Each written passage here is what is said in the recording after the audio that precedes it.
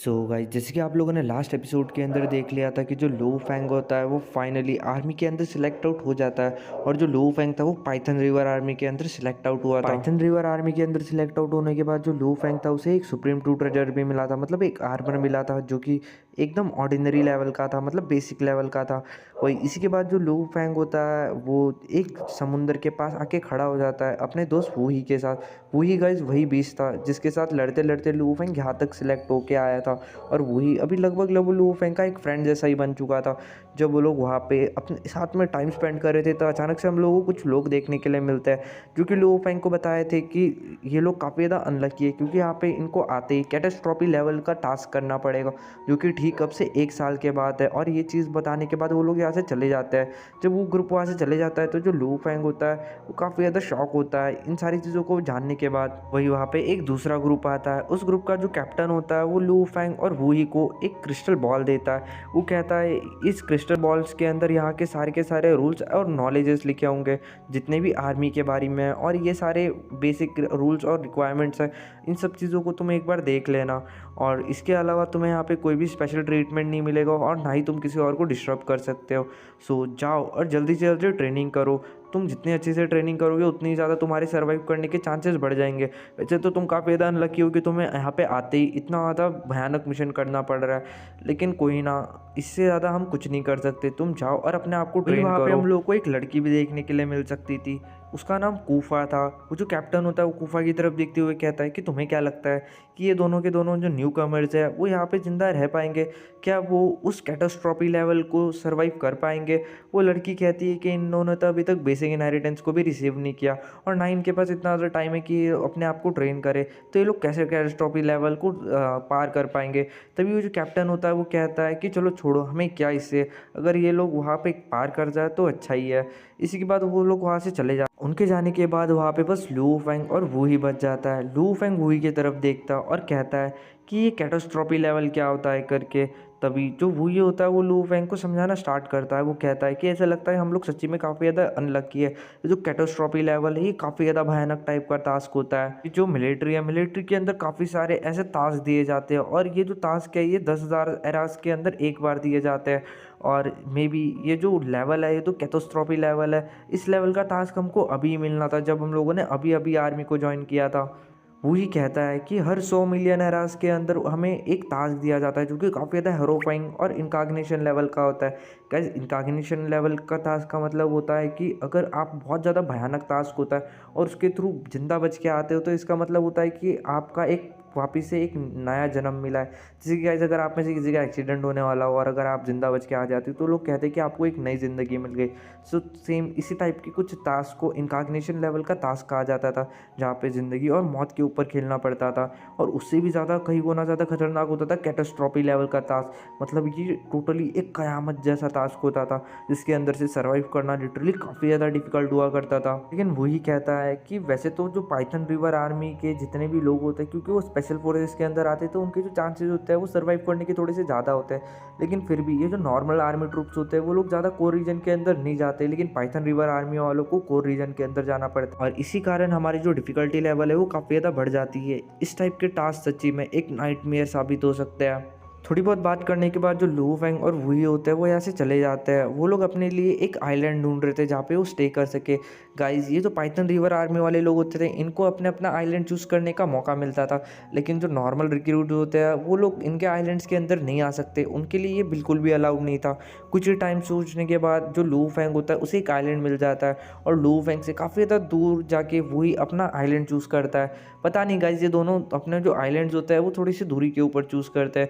इसी के बाद लू फेंग अपने आइलैंड के ऊपर चला जाता है। अपने आइलैंड के ऊपर जाने के बाद जब लू फेंग वहाँ पे जाता है तो वहाँ पे एक क्रिस्टल बॉल उसको देखने के लिए मिलता है जिसके अंदर वो अपना इम्प्रिंट डालता है और इस आइलैंड को अपना ओनर रिकॉग्नाइज करा लेता है। जिसके बाद वहाँ पे एक स्टोन चेयर देखने के लिए मिल सकती थी जो कि लगभग लगभग 10,000 किलोमीटर लंबी चौड़ी थी। उसी के ऊपर जाके लू फेंग आराम से बैठ जाता है और काफ़ी सारी चीज़ों के बारे में सोचने लग जाता है। लू फेंग सोचता है कि यहाँ पे आने के उसके मकसद क्या थे। वो सोचता है यहाँ पे उसका आने का सबसे पहला जो मकसद था वो था कि यहाँ पे आके वो सीक्रेट्स को पता कर सके, मिलिट्री के सीक्रेट्स को, जिसके थ्रू वो आगे जाके अपना ब्रेक थ्रू कर सके। सेकंड उसका सबसे ज़्यादा इंपॉर्टेंट रीज़न ये था कि यहाँ पे आके वो यहाँ के जितने भी जो ट्रेजर्स है, जैसे कि सुप्रीम टू ट्रेजर से भी ज़्यादा पावरफुल ट्रेजर, जैसे मशीन टाइप वैल्यूएबल्स और ऑटोमेन ट्रेजर्स, ये सारे ट्रेजर्स को वो अपने साथ यहाँ से लेके जा सके। और तीसरा उसका कारण ये था कि यहाँ पे आके वो अपनी जीन लेवल को बढ़ा सके। गाइस ऑफकोर्स लू फैंग को अगर ब्रेक थ्रू करना है तो उसको अपना जीन लेवल बढ़ाना पड़ेगा। और आप लोगों को पता होगा कि जो लू फैंग है वो अपना जीन लेवल लोगों के ऊपर स्टडी करके अपना बढ़ाता है। मतलब उसको जितना ज़्यादा नॉलेज होगा उतना ज़्यादा उसका जीन लेवल बढ़ेगा। उसके लिए लू फैंग पूरी की पूरी यूनिवर्स के अंदर जितनी भी लाइफ अलाइव और जितनी भी चीज़ें, हर एक चीज़ के ऊपर दबा के रिसर्च करता। और जब इन सारी चीज़ों के ऊपर रिसर्च करता है, वैसे धीरे धीरे करके जो लू फैंग का नॉलेज होता है वो काफ़ी ज़्यादा वास्ट हो जाता है। लू फैंग ने लगभग ओरिजिनल यूनिवर्स के अंदर जितने भी लाइफ फॉर्म थे सबकी के ऊपर रिसर्च कर ली थी, लेकिन उसके बाद भी उसका जो लाइफ जीन लेवल होता है मूशा बॉडी का वो नहीं बढ़ा था। वो अभी भी 10,000 के ऊपर अटका हुआ था। 10,081 10,081 से लेके उसको 15,000 करने के लिए इतनी ज़्यादा मेहनत हो रही थी। मतलब एक लेवल भी बढ़ नहीं पा रहा था उसको। लू फेंग इन्हीं सारी चीज़ों के बारे में सोचता रहता है कि अभी वो आगे क्या करेगा और कैसे अपने लेवल्स को बढ़ाएगा। लू फेंग को इतनी ज़्यादा टेंशन नहीं थी इन सारे लेवल्स की या फिर ये कैटास्ट्रॉफी लेवल का ही जो मिशन वगैरह इन सब चीज़ों की, क्योंकि लू फेंग जानता था कि वो बाकी ऑर्डिनरी लोगों से काफ़ी ज़्यादा स्पेशल है, तो डेफिनेटली वो इन सब चीज़ों को सरपास कर लेगा। लू फेंग यहाँ पे आराम से बैठा हुआ था, कुछ ही टाइम के अंदर यहाँ पे वही अपीयर हो जाता है। वही कहता है कि तुम क्या कर रहे हो, तुम इस तरीके से अपना टाइम कैसे बर्बाद कर सकते हो, हमारे पास काफ़ी ज़्यादा कम टाइम है, हमारे पास बस 1 ही साल का समय है। मुझे लगता है हम दोनों को अपनी अपनी मेहनत पे लग जाना चाहिए, कल्टीवेशन करने पे जितना ज़्यादा हो सके उतना ज़्यादा इनहेरिटेंस को प्रैक्टिस करने की कोशिश करो। भले ही इन लोगों को अभी भी इनहेरिटेंस नहीं मिला था, लेकिन जो भी उनके पास था वो उन्हीं चीज़ों से अपने आप को ट्रेन करने की कोशिश कर रहे थे। जितना ज़्यादा हो सके उतना ज़्यादा पावरफुल बनाने की कोशिश कर रहे थे, क्योंकि उनके पास काफ़ी ज़्यादा कम टाइम था। इसी के बाद वही ज़्यादा टाइम बर्बाद नहीं करता और यहाँ से ये सारी चीज़ें बात करने के बाद यहाँ से निकल जाता है। वही के जाने के बाद जो लू फेंग होता है वो भी फाइनली एक लंबी सांस लेता है और सबसे पहले वो क्रिस्टल बॉल की तरफ देखता है, जो कि उसको वहाँ पे पहुँचने के बाद एक लीडर नाम के शख्स ने दिया था। उस क्रिस्टल बॉल के अंदर जैसे ही वो अपनी सोल इम्प्रिंट डालता है तो वहाँ पे उसको काफ़ी सारे अलग अलग चीज़ें देखने के लिए मिलती है। इसके अंदर काफ़ी सारी अलग अलग टाइप की नॉलेजेस थी, जैसे कि यहाँ पे काफ़ी सारी वेपन्स के बारे में नॉलेज दे के रखी थी, काफ़ी सारे मिलिट्री के बारे में नॉलेज दे के रखी थी, और इसके अंदर कुछ बेसिक इनहेरिटेंस भी थे। कुल मिला के ये एक मैनुअल थी मिलिट्री की, जिसके अंदर कुछ वेपन्स के बारे में दे के रखा था, कुछ रूल्स के बारे में दे के रखा था और कुछ बेसिक इनहेरिटेंस भी थे। और उसको भी लू फेंग पूरी तरीके से कंप्लीटली नहीं मान सकता था, क्योंकि ये जो बेसिक इनहेरिटेंस के लेवल्स थे वो 3 लेवल्स के अंदर डिस्ट्रीब्यूटेड थे, और जो फिलहाल लू फेंग था वो खाली फर्स्ट या फिर सेकंड लेवल तक की इस बेसिक इनहेरिटेंस को एसेस कर सकता था। अगर इससे आगे अगर वो और एसेस करना चाहता है तो उसे डेफिनेटली मिलिट्रिकल पॉइंट्स या फिर कैडेट्स की ज़रूरत थी। इसी के बाद जो लू फेंग होता है वो पाइथन रिवर आर्मी के जितने भी फंडामेंटल इनहेरिटेंस होते हैं उन सारी चीज़ों को लर्न कर लेता है। इसी के साथ साथ जितनी भी टेक्निक्स और बाकी सारी चीज़ें मिली थी उन सबको भी वो लर्न कर लेता है। ये सारे जो इनहेरिटेंस थे वो काफ़ी अच्छे खासे लू फेंग को लगे थे। भले ये डुओंगडोंग रिवर के कोर इनहेरिटेंस के लेवल के तो नहीं थे, लेकिन स्टिल जो छोटे मोटे मेमोरी स्टोन्स थे और उनके अंदर के जो इनहेरिटेंस थे ये उनके कंपैरिजन के अंदर सुपीरियर कंपेयर के अंदर आप मान सकते हो। मतलब ये अच्छे खासे लेवल के इनहेरिटेंस थे जिसको लू फेंग ऑलरेडी प्रैक्टिस कर चुका था। यहाँ पे लू फेंग को इनहेरिटेंस के अंदर एक टेक्निक मिलती है जिसका नाम ब्लेजिंग टेक्निक था। इस ब्लेजिंग टेक्निक की मदद से उसकी गोल्डी पावर्स थी तो पावर होती थी वो काफ़ी ज़्यादा बढ़ जाती थी और वो और भी ज़्यादा थिकन हो जाती थी।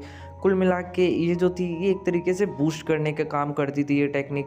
लू फेंग वैसे तो इन सारी टेक्निक्स को ऑलरेडी पहले ही मास्टर कर चुका था, क्योंकि उसके पास डोंगोंग रिवर का इनहेरिटेंस था, लेकिन फिर भी लू फेंग सोचता है कि अगर पहले ही लू फेंग ने ये सारी टेक्निक्स का इस्तेमाल कर लिया था डुओंग में वगैरह बाकी सारी चीज़ों को इस्तेमाल करते हुए, तो डेफिनेटली ये जो मिलिट्री है ये उसके ऊपर काफ़ी तगड़ी इन्वेस्टिगेशन बैठा थी। और अगर लू फेंग उनको एक सही जवाब नहीं दे पाता या फिर उनके क्वेश्चंस का आंसर नहीं दे पाता तो डेफिनेटली लू फेंग को मौत की सज़ा सुना दी जाती। इसी के साथ लू फेंग ज़्यादा टाइम पास नहीं करता और बाकी की जितनी भी फंडामेंटल टेक्निक्स होती है उन लोगों को लर्न करना स्टार्ट कर देता है। और वही जब लू फेंग यहाँ पे था वही दूसरी तरफ ह्यूमन टेरिटरी के अंदर लू फेंग की रिमोट ओशन बॉडी हम लोग को देखने के लिए मिल सकती थी, जो कि क्रॉस लेग करके बैठी हुई थी स्टार टावर के अंदर। तभी अचानक से उसकी रिमोट ओशन बॉडी की आंखें खुलती है और वो पीछे की तरफ देखती है। वो पीछे की तरफ देखती है तो पीछे हम लोग को एक पर्सन आते हुए देखने के लिए मिल सकता था बड़े से हॉल के अंदर, और ये जो पर्सन था ये और कोई नहीं है, एंसेस्टर गॉड थे। ये डबल फेस एंसेस्टर गॉड थे जिन्होंने एक दिन लू फेंग को वर्चुअल डेविल मास्टर से बचाया था। लू फेंग उसकी तरफ देखता है और सरप्राइज के साथ पूछता है कि आप यहाँ पे क्या कर रहे हो। एंसेस्टर गॉड लू फेंग की तरफ देखता है और स्माइल करते हुए पूछता है क्या हम दोनों दोस्त नहीं हैं, क्या मैं यहाँ पे तुमसे मिलने भी नहीं आ सकता। लूफेन हंसता हंसता और कहता है कि नहीं, ऐसी बात नहीं है, आप यहाँ पे जितना टाइम रहना चाहे आप उतना टाइम रह सकते हो। इसके बाद एंसेस्टर गॉड कहता है नहीं, ऐसी बात नहीं है, मेरा यहाँ पे आने का कुछ ना कुछ पर्पज़ है, मैं तुम्हें कुछ बताना चाहता हूँ।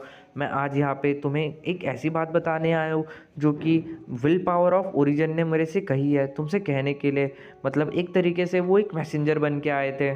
जब लू फेंग ये सारी चीज़ें सुनता है तो वो थोड़ा सा शॉक होता है। वो सोचता है कि ऐसी क्या बात हो सकती है जो कि विल पावर पर्सनली बस लू फेंग को बताना चाहती है। एंसेस्टर गॉड लू फेंग के करीब आता है और उसे कहते हैं कि जहाँ तक कि विल पावर का कहना है, तुम अभी पूरे के पूरे यूनिवर्स ओशन के अंदर सबसे ज़्यादा पावरफुल पर्सन हो, मतलब मोस्ट पावरफुल पर्सन फिलहाल इस टाइम तुम ही हो।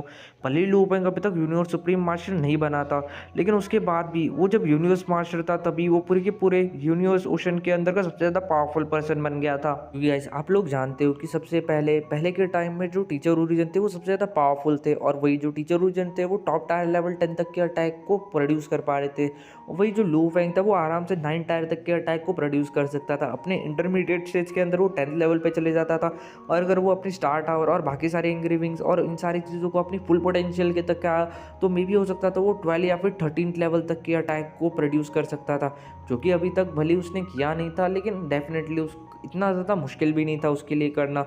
और इन सारे पोटेंशियल्स को ऑलरेडी जो विल पावर थी वो जानती थी, इसलिए वो लू फेंग को ऑलरेडी सबसे ज़्यादा पावरफुल पर्सन रिकॉग्नाइज कर चुकी थी पूरे के पूरे यूनिवर्स ओशन के अंदर। इसी के साथ लू फेंग कुछ नहीं कहता। एंसेस्टर गॉड कहते हैं कि तुम इस चीज़ को, ये जो वर्ल्ड ऑफ जिन यहाँ पे आया है, इसे एक अपॉर्चुनिटी की तरह समझो, क्योंकि ये जो चीज़ है इसके बाद एक बहुत बड़ा डिज़ास्टर आने वाला है, एक बहुत बड़ा डिज़ास्टर जिसके कारण जो विल पावर है, जो ओरिजिन है वो खतरे में। क्योंकि हम सब लोग प्राइमल यूनिवर्स के ही बच्चे हैं, तो जो चीज़ उन्हें खतरा दे सकती है डेफिनेटली वो चीज़ हमारे लिए भी खतरनाक हो सकती है। तो डेफिनेटली एक काफ़ी ज़्यादा भयानक चीज़ आ सकती है। जब लू फेंग इन सारी चीज़ों को सुनता है तो काफ़ी सारे थॉट्स उसके दिमाग में आना शुरू हो जाते हैं। वो सोचता है कि प्राइमल यूनिवर्स को किस चीज़ से खतरा हो सकता है।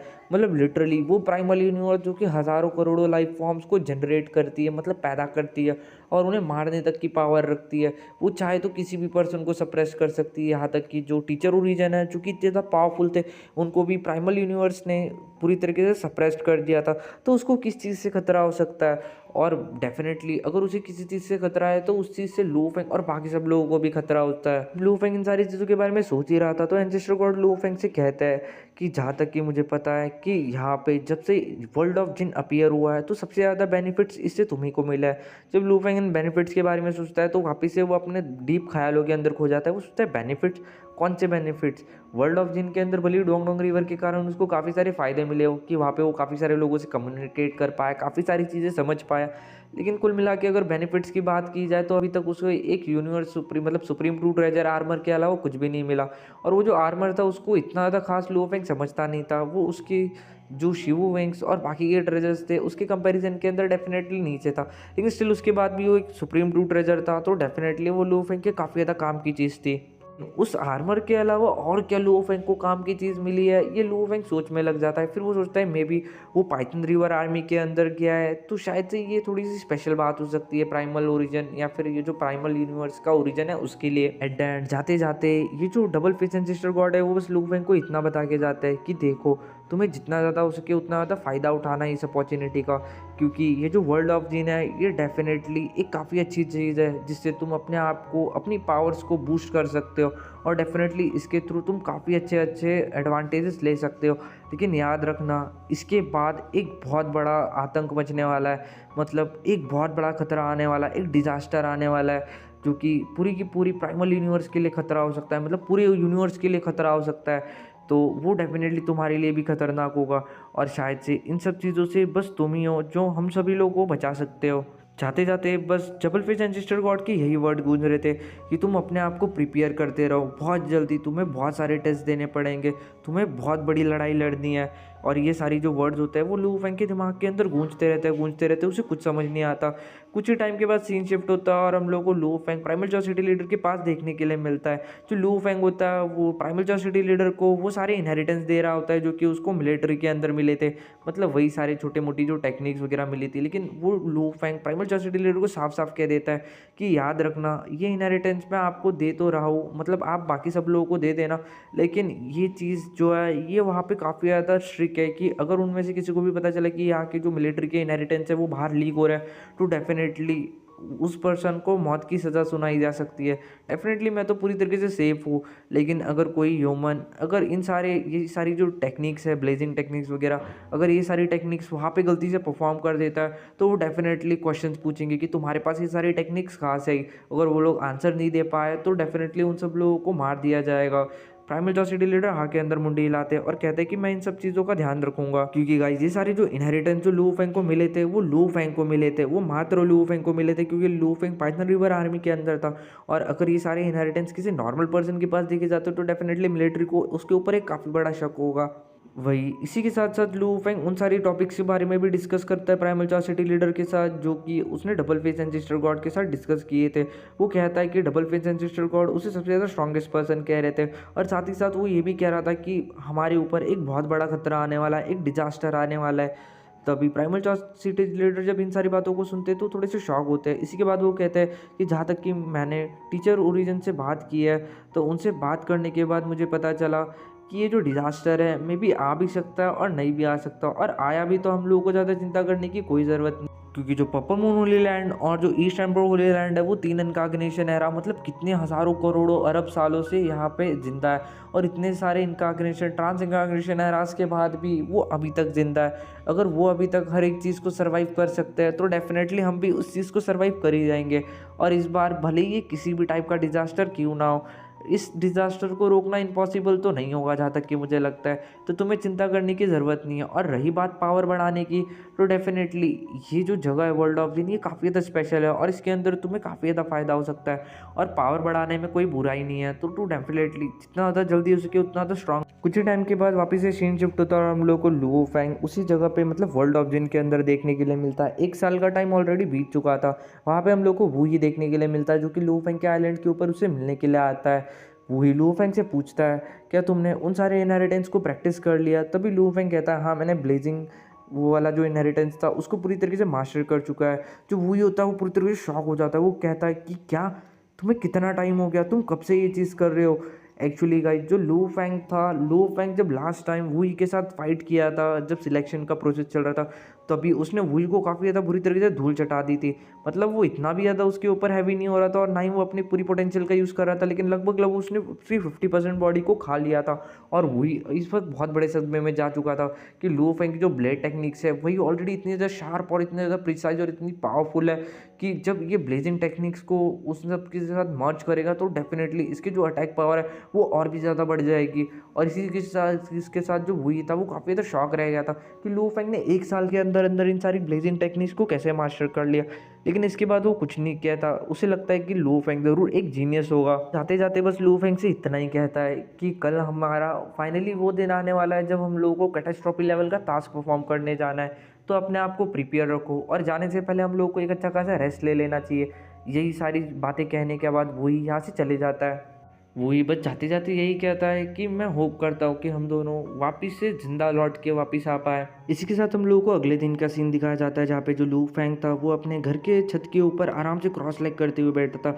एकदम से उसको एक घंटी सुनाई देती है, एकदम से लू फेंग की आंखें खुलती है और वो सोचता है कि लगता है कि टास्क का वक्त आ चुका है। इसी के साथ जो लू फेंग होता है वो डायरेक्टली हेडक्वार्टर्स के अंदर चला जाता है। आते जाते गाइस लू फेंग बस यही सोच रहा था कि मे बी ये जो कैटास्ट्रॉफी लेवल का टास्क होगा वो कितना ज़्यादा डिफिकल्ट होगा। उसे चाहे कुछ भी हो जाए इस टास्क को कंप्लीट करना ही है, जहाँ पे मिलिट्री पॉइंट्स के थ्रू आप लोग ट्रेजर्स को और इन्फॉर्मेशन बाकी सारी चीज़ों को एक्सचेंज कर सकते हो, जिसकी लू फेंग को अभी सख्त ज़रूरत थी। ये हम लोग को देखने के लिए मिलता है। लू फेंग और मुही फाइनली हेडक्वार्टर्स के अंदर पहुँच जाता है। वहाँ पे हम लोगों को कैप्टन और काफ़ी सारे लोग देखने के लिए मिलते हैं। वो लोग आपस में डिस्कस कर रहे होते हैं कि हम सब लोगों के पास कंबाइन करके 2600 इलेक्ट्रिकल पॉइंट्स है, हम लोग क्या इन सारी चीज़ों से ले सकते हैं। मतलब कुल मिला के 2600 इलेक्ट्रिकल पॉइंट्स से हम लोग क्या ही ले जो कि हमारे लिए काम आए। कैप्टन कहता है कि कैटास्ट्रॉफी लेवल का टास्क है, हमें डेफिनेटली ऐसी कोई चीज़ लेनी चाहिए जो कि हमारे काम आए। अभी वहाँ से एक दूसरी टीम जाती है जो कि कैप्टन की तरफ देखती है और फिर कहती है ये सब लोग बंच ऑफ इडियट्स है करके। जब कैप्टन इन सारी चीज़ों को सुनता है और कैप्टन के लोग सुनते हैं तो वो काफ़ी ज़्यादा शॉक होते हैं और उन लोगों को काफ़ी ज़्यादा गुस्सा आ रहा होता है, लेकिन वो लोग इन सारी चीज़ों को इग्नोर कर रहे होते हैं। गाइस यहाँ पे काफ़ी सारे छोटे-मोटे ग्रुप्स बने हुए हम लोगों को देखने के लिए मिल सकते थे। फिलहाल जो लो फैंग का ग्रुप था वो फर्स्ट ग्रुप था, उसके अंदर कुल मिला के 39 लोग थे और 39 लोगों के कुल मिला के 3 ग्रुप्स बने हुए थे। ये जो 39 सोल्जर्स थे उसके अंदर से जो ओरिजिनल 37 सोल्जर्स थे वो उनके अंदर कुछ ज़्यादा यूनिटी नहीं थी, तो उन लोगों ने अपने ग्रुप्स को 3 हिस्सों के अंदर बाँट के रखा था और तीनों ग्रुप्स के अपने-अपने लीडर्स थे। गाइस मैंने 37 इसलिए बोला क्योंकि बाकी के 2 तो लो फैंग और वो ही है, जो कि अभी तक किसी भी टीम के अंदर नहीं है। पहली टीम है वो कैप्टन के द्वारा लीड की जाती है और उसके अंदर कुल मिला के 18 सोल्जर्स है और जो दूसरी टीम है वो कुफू नाम के एक बंदे के द्वारा लीड की जाती है और उसके अंदर भी कम से कम 10 सोल्जर्स है।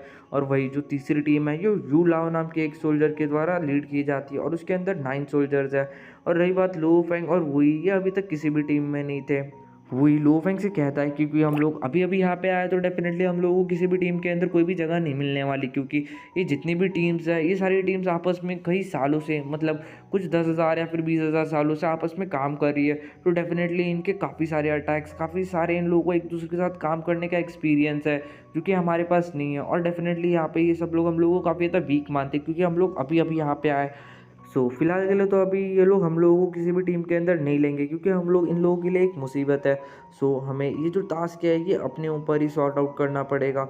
मतलब लो फैंग और वुई की एक अपनी एक अलग टीम थी और क्योंकि ये दोनों अभी-अभी यहाँ पे आए तो डेफ़िनेटली सभी लोगों को यही लगता था कि ये लोग सुसाइड करने के लिए जा रहे हैं क्योंकि इन लोगों का ज़िंदा बच के वापस आना पूरी तरीके से इम्पॉसिबल था।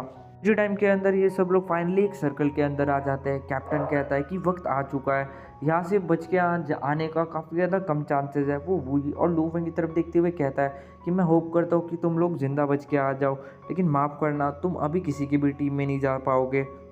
लो फैंग इस चीज़ का कोई भी रिप्लाई नहीं करता और शांति से खड़े रहता है। कुछ ही टाइम के बाद वो लोग अपनी जगह से पूरी तरीके से टेलीपोर्ट हो जाते हैं और एक दूसरी जगह पे पहुंच जाते हैं। वो लोग दूसरी जगह पे पहुंचती वो जो कैप्टन होता है, जो कि मेन कैप्टन होता है, कई इन सब लोगों का एक मेन कैप्टन है जिसकी बात कोई नहीं सुनता, इसलिए इन लोगों की टीम जो है वो 3 हिस्सों के अंदर बड़ी है। वही जो मेन कैप्टन होता है वो इन सब लोगों को टास्क बताने लग जाता है। वो कहता है कि यहाँ पे जैसे कि आप सभी लोगों को पता होगा, यहाँ पे सभी लोग मिलिट्री के पॉइंट इकट्ठा करने के लिए आते हैं।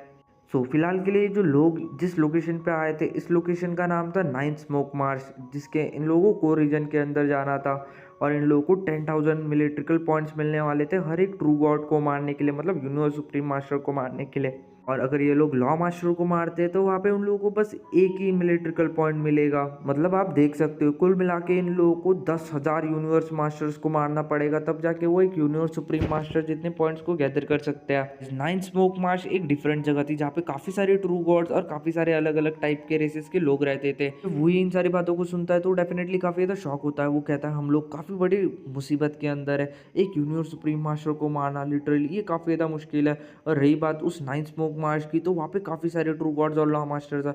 हम किसी एक पर्सन को भी मारना हमारे लिए बहुत बड़ी बात हो जाएगी, लेकिन हम उनको मारेंगे कैसे? इवन तो हमारा उनसे ज़िंदा बचना ही बहुत बड़ी बात है। लेकिन स्टिल इसके बाद भी जो हुई था वो स्टिल थोड़ा बहुत कॉन्फिडेंट था क्योंकि आफ्टर ऑल वो किसी हस्ती का बेटा था, वो किसी बड़े हस्ती का बेटा था। उसका जो बाप था वो नॉर्दर्न ओशन का राजा था। तो डेफिनेटली जो वही था वो इतना आसानी से मरने वालों में से बिल्कुल भी नहीं था और ना ही वो हार मानने वालों में से था। और रही बात लू फेंग की, तो लू फेंग शांति से खड़ा था। आफ्टर ऑल एक ट्रू गॉड को मारना लू फेंग के लिए पॉसिबल था क्योंकि जो लू फेंग था वो 800 एरा से भी ज़्यादा टाइम से ट्रेन कर रहा था अपने आप को। जब तक एक ट्रू गॉड अपने सुप्रीम ट्रू ट्रेजर पैलेस के अंदर ना छुपे तब तक लू फेंग उसे आराम से मार सकता था। वैसे तो पहले नहीं मार सकता था, लेकिन अभी लू फेंग मार सकता था। आपको याद होगा जो थंडर स्टार मास्टर था वो भी एक यूनिवर्स सुप्रीम मास्टर था और उसको लू फेंग ने मारा था एक यूनिवर्स मास्टर होने के बावजूद। लैंड ऑफ एक्सट्रीमनेस की जो वॉल्स थी, मतलब उसके जो वार्म होल्स और बाकी सारी चीज़ें थी, इन सारी चीज़ों का फ़ायदा उठाया था, मतलब एक्सटर्नल इन्वायरमेंट का फ़ायदा उठाया था। लेकिन यहाँ पे लू फेंग को फेस टू फेस फाइट करनी पड़ेगी और डेफिनेटली अभी लू फेंग को काफ़ी ज़्यादा दिक्कत होने वाली थी। लेकिन स्टिल उसके बाद भी जो लू फेंग था उस बात के लिए काफ़ी ज़्यादा लंबा टाइम हो गया था और इतने टाइम के अंदर लू फेंग पहले के कंपेरिजन के अंदर ऑलरेडी 10 गुना ज़्यादा पावरफुल हो चुका था। तो अभी लू फेंग के लिए एक यूनिवर्स सुप्रीम मास्टर को मारना पॉसिबल था। और गाइस साथ ही साथ इन लोगों को कुछ ये दिए गए थे, अगर ये लोग किसी लॉ मास्टर मास्टर को मारते हैं तो उनके इन लोगों को बॉडीज़ को साथ में लाना पड़ेगा, तभी इन लोगों को मिलिट्री के द्वारा पॉइंट्स दिए जाएंगे। और अगर वो किसी यूनिवर्स सुप्रीम मास्टर को मारते हैं तो उसके ट्रेजर्स को इन लोगों को लाना पड़ेगा, तब जाके इन लोगों को पॉइंट्स मिलेंगे। ये कुछ इन लोगों की मतलब शर्तें थी। जब सब लोग इन सारी चीज़ों को सुन लेते तो सच्ची में यहाँ पे जितने भी लोग थे वो सब लोग शांत हो जाते, एकदम से सन्नाटा छा जाता है। सभी लोगों को पता था एक यूनिवर्स सुप्रीम मास्टर को मारना इतना ज़्यादा आसान नहीं है। इवन थॉट यहाँ पे काफ़ी सारे यूनिवर्स सुप्रीम मास्टर होंगे, लेकिन एक दूसरे को मारना मतलब जब दो पर्सन सेम लेवल के ऊपर हो तो डेफिनेटली मारने के लिए काफ़ी ज़्यादा दिक्कत होती है। ये लोग सोचते हैं कि चलो ठीक है। और साथ ही साथ ये जो स्नो मार्श वाली जो भी लोकेशन थी इनकी, वहाँ के जो यूनिवर्स सुप्रीम मास्टर थे वो और भी ज़्यादा पावरफुल होते थे और उनके पास में भी ऑटोमन टाइप के ट्रू ट्रेजर्स भी हो सकते थे। तो ये लोग प्लान बनाता है कि चलो ठीक है, अगर वो लोग मारने के लिए नहीं मिले तो ये लोग एक दूसरे को ही मार के काम चला लेंगे, क्योंकि एट द एंड सभी लोगों को अपने अपनी जान प्यारी थी। सो अगर ये लोग किसी यूनिवर्स सुप्रीम मास्टर को वहाँ पे नहीं मार पाते तो डेफिनेटली एक दूसरे के लिए ट्रैप बिछाएंगे और एक दूसरे को मारने की कोशिश करेंगे। लेकिन एक दूसरे को मारना भी इतना ज़्यादा आसान नहीं था, क्योंकि वहाँ पे हर तरफ हर जगह पे यूनिवर्स सुप्रीम मास्टर और यूनिवर्स मास्टर थे। तो इतने सारे लोगों के बीच में एक दूसरे के ऊपर अटैक करना डेफिनेटली काफ़ी ज़्यादा मुश्किल बात थी। सभी की तरफ देखता और कहता है कि मे बी ये जो मिशन हो सकता है ये काफ़ी ज़्यादा डिफिकल्ट है और इसलिए हम सब लोगों को एक साथ मिलकर काम करना चाहिए, जिसके कारण हम आराम से इस मिशन को पार कर सकेंगे। यूला होता है वो इस बात को सुनने के बाद पूरी तरीके से शॉक हो जाता है। वो कैप्टन की तरफ देखता और बाकी के कैप्टन के 17 वॉरियर्स की तरफ देखते हुए कहता है कि डियर रिस्पेक्टेड कैप्टन, आपने क्या हमको पागल समझ के रखा है? आपको याद है जब मैं पिछले बार नया रिक्रूट था कुछ हज़ारों सालों पहले, तब मैं कुछ ऑर्डिनरी मिशन के लिए भेजा गया था और मैंने इतनी ज़्यादा कोशिश की थी, आपके इतना ज़्यादा हाथ पाँव जोड़े थे, लेकिन आपने मेरे साथ क्या किया था? आप मुझे मरने के लिए छोड़ के चले गए थे। अगर उस टाइम मेरे अंदर इनफ स्किल्स नहीं होती तो शायद से मैं आज ज़िंदा नहीं बचता। उस टाइम आपने मुझे बस एक चारे की तरह इस्तेमाल किया था और आप आज मेरे से मदद की उम्मीद सोच रहे हो? भूल जाओ, चाहे मेरी ज़िंदगी का लास्ट टाइम क्यों ना हो, चाहे ये मिशन कितना भी ज़्यादा डिफ़िकल्ट क्यों ना हो, लेकिन आपकी मदद मैं कभी नहीं करने वाला। इसी के साथ जो यूलाओ था, यूलाओ के साथ उसके जो बाकी के 8 टीम मेंबर्स थे वो भी कैप्टन को काफ़ी ज़्यादा गुस्से में देख रहे थे। तभी जो कैप्टन होता है वो रिप्लाई करते हुए कहता है कि देखो, हर एक वॉरियर का अपना एक डिफरेंट पोटेंशियल और एबिलिटीज़ होती है। उस टाइम तुम बस काफ़ी ज़्यादा कमज़ोर थे और तुम एक न्यू रिक्रूट थे, तो मैं उस टाइम तुम्हारे बारे में इतना कुछ नहीं जानता था, तो तुम इन सब चीज़ों के लिए मुझे ब्लेम नहीं कर सकते। लेकिन इस बार ये जो मिशन है ये डिजास्टर लेवल का मिशन है और ऐसे मिशन के लिए हम सब लोगों को एक साथ मिलकर काम करना पड़ेगा, वरना अगर अकेले तुम जाओगे तो तुम्हारा ज़िंदा रहने का जो चांसेस है वो काफ़ी ज़्यादा कम है, तुम वैसे ही मर जाओगे। तभी जो यूला होता है वो कहता है, डोंट वरी, आपको हमारी फिक्र करने की कोई ज़रूरत नहीं है। हम 9 मिलके चाहे कुछ भी हो जाए, एक दूसरे के हाथों के अंदर हाथ रखते हुए हम इस मिशन को ज़रूर कंप्लीट करेंगे, फिर चाहे हम लोगों को एक दूसरे के लिए एक दूसरे की जान ही क्यों ना देनी पड़े। के साथ वाले लोग कहते हैं कि हाँ, ये जो कैप्टन है ये वापस से हमारा फ़ायदा उठाएगा, जब भी इसे हमारी ज़रूरत पड़ेगी ये हमें वापस से चारे की तरह इस्तेमाल करेगा और हमें मरने के लिए छोड़ देगा। इससे जितना ज़्यादा दूर रहा जाए उतना ही ज़्यादा बेटर है। इसी के बाद जो यूला होता है वो लू फेंग और वू के तरफ देखता है, उनके दोनों की तरफ देखते हुए कहता है कि याद रखो, अगर तुम्हें कूफा अपने टीम के अंदर रखने के लिए तैयार होता है तो ठीक है, एक टाइम में तुम वहाँ पे जा सकते हो, लेकिन ये कैप्टन, अगर तुम्हें अपनी ज़िंदगी प्यारी होगी तो मैं तुम्हें एडवाइस करना चाहूँगा, चाहे कुछ भी हो जाए, इस कैप्टन की टीम के अंदर जाने की कोई ज़रूरत नहीं है। ये डेफिनेटली तुम्हारा यूज़ करेगा जब इसको ज़रूरत पड़ेगी और तुम्हें मरने के लिए छोड़ देगा। यूलाओ कैप्टन की तरफ देखता है और कहता है कि चलो, अभी ये फाइनली डिसाइड हो ही चुका है कि हम आपके साथ काम नहीं करने वाले, तो हम लोग यहाँ से चले जाते हैं। जो यूला होता है वो अपने 8 वॉरियर्स की टीम को लेते हुए डायरेक्टली ग्रेट इवल हॉल की तरफ निकल जाता है और वहाँ पे एक बहुत बड़ा वार्म होल होता है जो कि ग्रेट बींग्स के द्वारा क्रिएट किया गया होता है। वो डायरेक्टली मिलिट्री कैंप के अंदर लीड करता था लोगों को। इसी के अंदर वापस से टेलीपोर्ट होते हुए ये जो 8 के 9 लोग होते हैं ये वहाँ से गायब हो जाते हैं। यूलाओ के जाने के बाद जो कैप्टन होता है वो कूफा की तरफ देखते हैं और कूफा से पूछते हैं कि तुम्हारा क्या ख्याल है, क्या तुम हमारा साथ देने वाले हो या तुम भी यूलाओ की तरफ। इसी के बाद जो कूफा होता है वो नाक के अंदर मुंडी हिलाते हुए स्माइल करते हुए कहता है कि हमें कोई ज़रूरत नहीं है। इससे ज़्यादा वो कुछ नहीं कहता और फिर वो लू फेंग की तरफ देखते हुए कहता है, लू फेंग और वो ही, तुम दोनों न्यू रिक्रूट्स हो और ये जो मिशन है ये डिजास्टर लेवल का मिशन है, तो मुझे माफ़ करना, मैं तुम्हें अभी अपने टीम के अंदर नहीं ले सकता। लेकिन रही बात 9th स्मोक मार्च तक की जर्नी, वहाँ तक मैं तुम्हें कंपनी दे सकता हूँ करके। मेरे पास एक ट्रू गॉड लेवल की बैटलशिप है, सो उसके अंदर हम सब लोग साथ में जा सकते हैं। एक बार हम 9 स्मोक मार्च के अंदर सेफली पहुँच आ जाए, उसके बाद हम लोग अपने अपने रास्तों पे चले जाएंगे। इसी के साथ जो वू ही और लू फैंग होता है, ये दोनों के दोनों मान जाते हैं। गुफा के ऑर्डर के साथ उसके जो बाकी के 10 वॉरियर्स होते हैं वो उसकी बैटलशिप के अंदर चले जाते हैं, और लू फेंग और मू ही भी उन लोगों के साथ चले जाते हैं। यहाँ पे बस कैप्टन और कैप्टन के बाकी के 17 लोग यहाँ पे बचे हुए थे। इसी के साथ वो सारे लोग कैप्टन की तरफ देखते हुए कहते हैं, कैप्टन उन सब लोगों ने हमारा साथ देने के लिए मना कर दिया, अब हम क्या करेंगे। तभी जो कैप्टन कहता है कि आपको चिंता करने की ज़रूरत नहीं है, उनकी बिना भी हम लोग स्टिल इस मिशन को कंप्लीट कर सकते हैं। लेकिन बस बात इतनी है कि ये जो मिशन है, ये मिशन काफ़ी ज़्यादा डिफ़िकल्ट है, ये पिछले मिशंस की तरह नहीं है। इन सब लोगों को क्या लगता है, इन लोगों को आर्मी ज्वाइन किए हुए टाइम ही कितना हुआ है, ये छोटे छोटे बच्चे ये अपने आप को कैप्टन समझने लग गए हैं। उनको लगता है कि हर बार का जो मिशंस होते हैं वो सेम ही लेवल के होते हैं, लेकिन इनको नहीं पता इस बार का ये जो मिशन है नाइट स्मोक मार्च का, वो कितना ज़्यादा डिफिकल्ट है। इवन टॉटी जो नाइट स्मोक मार्च है रिसेंटली उसकी एक काफ़ी ज़्यादा बड़ी बैटल हुई थी जुआन यू माउंटेन वाले लोगों के साथ। सो इसलिए वहाँ की जो सिक्योरिटी है वो एक्सट्रीमली टाइट हो चुकी है। और अगर हम लोग शायद से अगर जॉइंट फोर्सेस होते, मतलब हम सब लोग साथ में बात करते, तो फिर भी हम लोगों के कुछ चांसेस थे। लेकिन अभी हम सब लोग क्योंकि अलग हो चुके हैं, तो डेफिनेटली हमारी जो चांसेस है वो काफ़ी ज़्यादा कम है। लेकिन स्टिल उसके बाद भी हम कुछ ना कुछ कर दिखाएंगे। तभी जो कैप्टन के लोग होते हैं वो कैप्टन की तरफ दिखते हुए कहते हैं, कैप्टन आपको चिंता करने की ज़रूरत नहीं है, आपने रिकॉग्निशन लेवल का मिशन को सर्वाइव किया है। और वो यू लाओ और कूफा, वो आप दोनों के कंपैरिजन के अंदर, आपके कंपैरिजन के अंदर कुछ भी नहीं है करके, तो हम डेफिनेटली इस मिशन को भी सर्वाइव कर जाएंगे। इसी के साथ कैप्टन भी के अंदर मुंडी हिलाता और वो सोचता है कि काश की ये जो कूफा और यू लाव है ये बहुत गंदी मौत मरे, इनको भी तो पता चले कि ये जो इतना भाव खाते हुए यहाँ से गए थे और मैंने इतना ज़्यादा प्यार से इन लोगों से पूछा था, इन सब चीज़ों का क्या ही नतीजा होता है। और ये अपने आप को अभी काफ़ी ज़्यादा ओवर कॉन्फिडेंस के साथ समझ रहे हैं। जब इन लोगों के सामने सच्ची में ट्रू डेंजर आएगा तब इनको मेरा जो ऑफर है उसके बारे में याद आएगा। सीन शिफ्ट होता है, हम लोग को कूफा देखने के लिए मिलता है। उसकी बैटल शिप के अंदर लू फैंग और वो ही भी था। कूफा सब लोगों की तरफ देखते हुए कहता है कि हम लोगों को अभी भी नाइन स्मोक मार्च के अंदर पहुंचने के लिए लगभग 12 दिनों का टाइम लगेगा, तो तुम सभी लोगों को काफ़ी ज़्यादा पेशेंस रखना पड़ेगा। और जब तक हम लोग वहाँ पे पहुँचते तब तक तुम अपने थोड़े बहुत जो कल्टिवेशन है या फिर अपने आप को प्रिपेयर कर सकते हो। आप लोगों को एक और चीज़ बता दूँ, ये जो वर्ल्ड ऑफ जिन के अंदर जितने भी लोग हैं, इन सभी लोगों के पास ज़्यादातर अपनी मल्टीपल बॉडीज़ नहीं होती, इन सभी लोगों के पास अपनी सिंगल बॉडीज़ होती है। तो अगर ये लोग एक बार मर गए तो वो मर गए, वो वापस से ज़िंदा नहीं हो सकते, फिर चाहे कुछ भी हो जाए। लेकिन लू फैंग और जो एक्सटर्नल वर्ल्ड वाले लोग थे उन लोगों की बात अलग थी, क्योंकि उनका जो ज़माना था वो काफ़ी ज़्यादा एडवांस हो चुका था, तो डेफिनेटली उन लोगों के पास काफ़ी सारी अपनी मल्टीपल बॉडीज़ थी। गाइस साथ ही साथ ये जो एबिलिटी थी वो डिवाइडिंग बॉडी की, ये जनरली जो प्राइमल यूनिवर्स है उसके द्वारा बीस्टो की गई थी लिविंग सोल्स को। और रही बात ये जो वर्ल्ड ऑफ जिन की लिविंग सोल्स थे, उन लोगों के पास ऐसा कोई भी गिफ्ट नहीं था जो कि प्राइमल यूनिवर्स ने उन्होंने दिया था। सो इसलिए उनमें से किसी के पास भी उनकी सेकंड बॉडी नहीं थी। वही एक तरफ हम लोगों को लू फैंग वूही और कूफा और उसके साथ जो बाकी के वॉरियर्स थे वो स्पेसशिप के अंदर बैठ के नाइन्थ स्मोक मार्च की तरफ बढ़ रहे थे। उसी तरफ दूसरे side east army military camp के अंदर हम लोग को एक पर्सन देखने के लिए मिलता है। ये और कोई नहीं, ये रैम्पेज डेविल गॉड था। एक बड़े से हॉल के अंदर खड़ा था।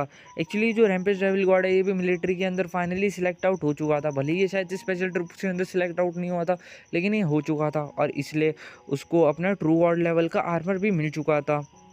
लेकिन गाइस जो रैम्पेज डेविल ट्रू गॉड था इसके पास ऑलरेडी अपना एक सुप्रीम लेवल का एक ट्रू ट्रेजर आर्मर था जो कि काफ़ी ज़्यादा पावरफुल था, और उसी आर्मर के कारण वो पूरे के पूरे ओरिजिनल यूनिवर्स के अंदर काफ़ी ज़्यादा फेमस था।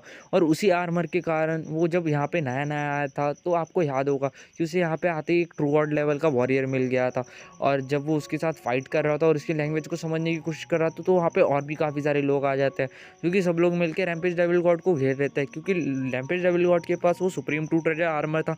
बस उसी के मदद से जो रैम्पेज डेविल गॉड था वो वहाँ से सक्सेसफुली एस्केप कर पाया था। लेकिन फाइनली जो रैम्पेज डेविल गॉड है वो ऑलरेडी मिलिट्री के अंदर आ चुका था और उसको एक दूसरा आर्मर मिला था, और इसका ये जो दूसरा आर्मर था वो आराम से टॉप टायर लेवल 7 तक के जो अटैक्स है उसको रोक लेता था।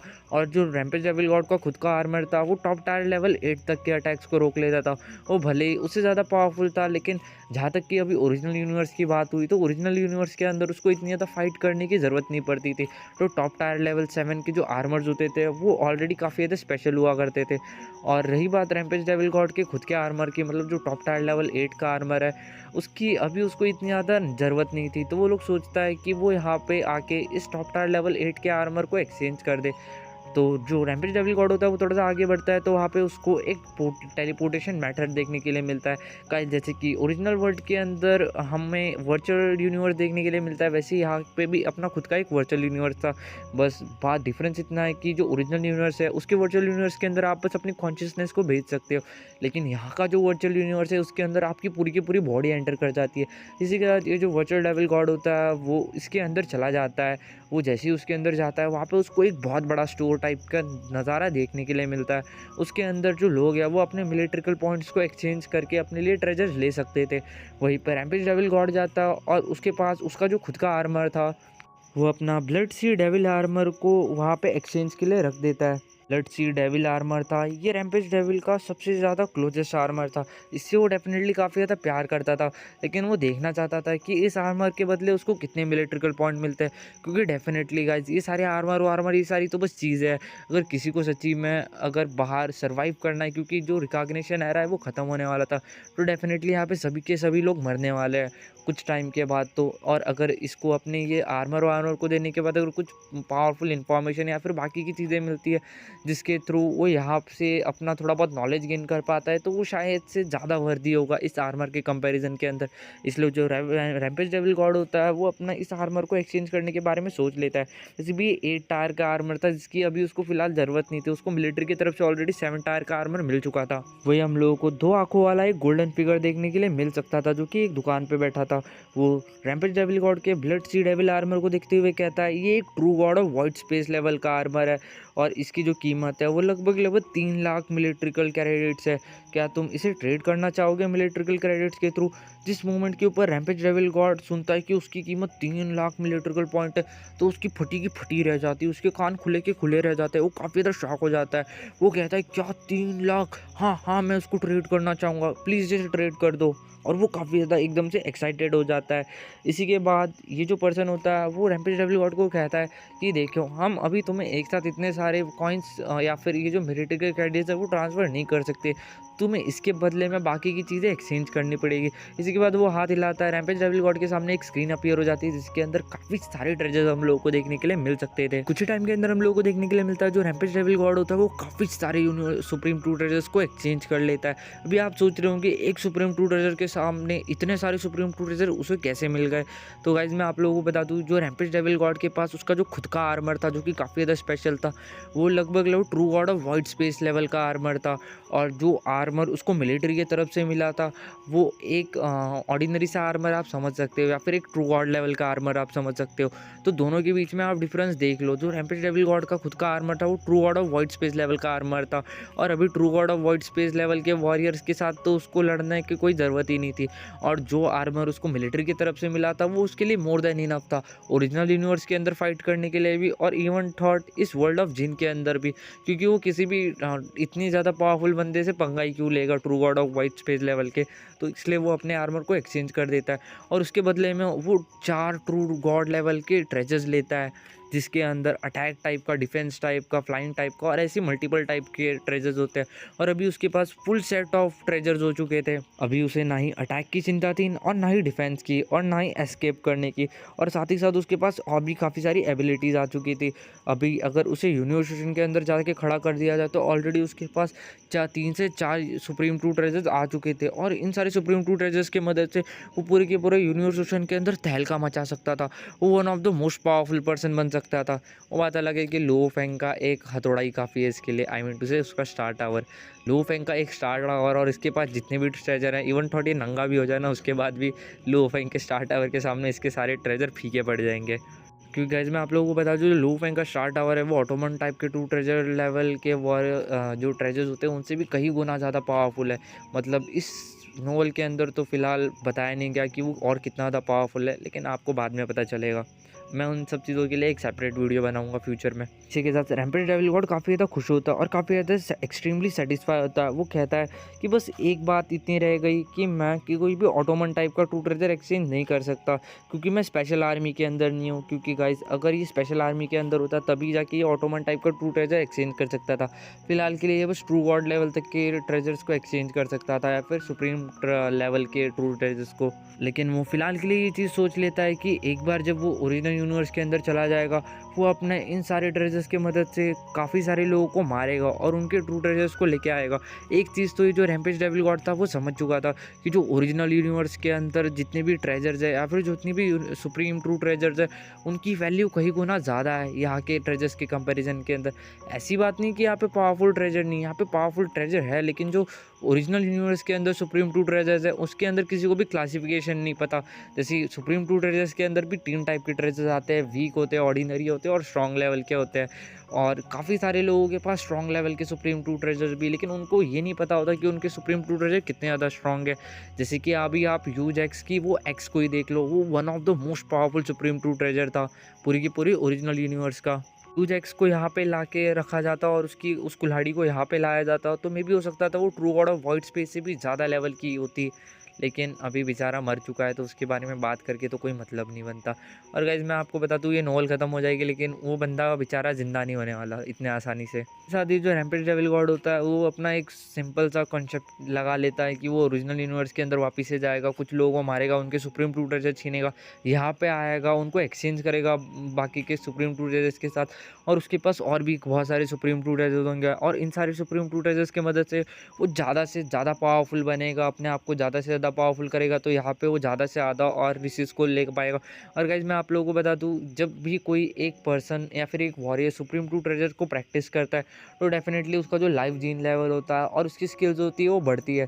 तो इन सब चीज़ों के थ्रू उसका जो ब्रेक थ्रू करने के चांसेस होते हैं वो भी बढ़ जाते हैं। तो इन सब के थ्रू अगर ये जो रैम्पेज डेविल गॉड है जो कि ऑलरेडी यूनिवर्स सुप्रीम मास्टर था, अगर गलती से भी वो अपना ब्रेक थ्रू कर देता है true God of white space level के ऊपर, तो डेफिनेटली ये उसके लिए बहुत बड़ी बात हो जाती, बहुत बड़ी। और जब वो true God of white space के ऊपर पहुंच जाता फिर तो वो आराम से पूरी की पूरी जो ओरिजिनल यूनिवर्स के ऊपर तहलका मचा सकता था। गाइस यही कुछ उसके दिमाग के सड़े से खुफिया आइडियाज़ थे जो कि मैं ऑलरेडी आप लोगों को बता चुका हूँ, और आज का भी एपिसोड यहीं पे ख़त्म कर रहा हूँ। मेरा बिल्कुल मन नहीं कर रहा इससे आगे एपिसोड को कंटिन्यू करने का, बिकॉज़ पिछले एपिसोड के बहुत घटिया रिस्पॉन्स क्या है, लिटरली बता रहा हूँ गाइस। बस 1000 व्यूज़ आए, 1000 व्यूज़। चलो ठीक है, 1000 व्यूज़ का भी कोई बड़ा इतना इशू नहीं है, लेकिन गाइस एक